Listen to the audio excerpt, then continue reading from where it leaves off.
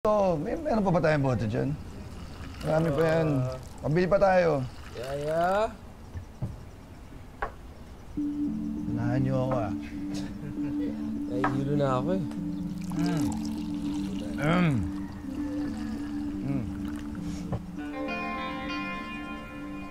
Yaya, inom. Ay, hindi na ho. Ayan, inom ka kasi. Shot lang. Para naman magkakulay yung mga pisngi mo, di ba? Ay, hindi po, salamat po talaga. Sige na. Hindi na po talaga, salamat ho. Dahil dyan, shot mo, sagot mo na yan. No, Lisa, nasa si Marlon. Kanina pa ako tumatawag hindi niya sinasagot yung telepono. Ma'am, lasing na eh. Kaya baka hindi niya naririnig yung tawag niyo. Ha? Lasing? Oo, nasan si Janjan? Ay, nasa labas po. Naglalaro. Nagkakasiyahan po sila dito eh. Kasama niya po yung mga katrabaho niya sa call center. Tinanggap niya pala yung promotion. Pero okay na rin yan, nandyan sila umiinom. Kaysa naman kung saan-saan. Gusto niyo po bang makausap si Sir? Hindi. Sige, hindi na. Nag-away na kami ng nakaraan. Baka masalo pa kami mag-away kapag kinausap ko siyang lasing. Sige na, salamat ha. Sir Marlon, una na kami ha. May shift pa kasi kami, tapos kailangan pa namin magpahinga. Una na kayo. Oo nga, sir. O sige, sige. Ingat kayo ha. Teka.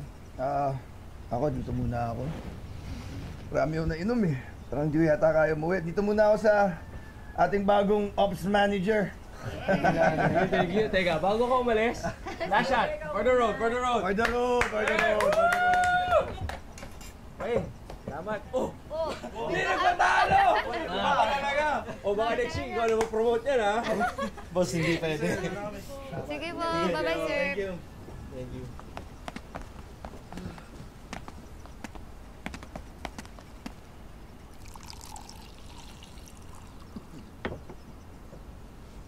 Alam mo pare, sigurado ako mag-aaway na naman kami niya ni Gigi dahil tinanggap ko tong promotion.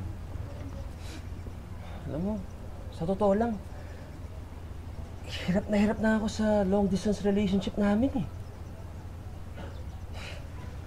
Ang ayokong umalis sa Pilipinas. Nandito sa Pilipinas ang puso ko eh.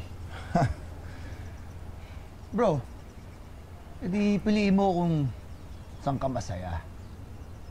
Ikaw nang gatong ka pa ha?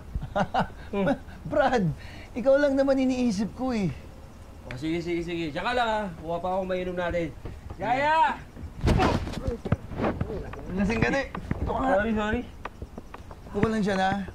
Saan ba si Yaya? Hindi ako umiikot eh. Yaya? Tawagin mo kasi Yaya mo. Yaya! Yaya? Wala na yata, natulog na yata si Yaya.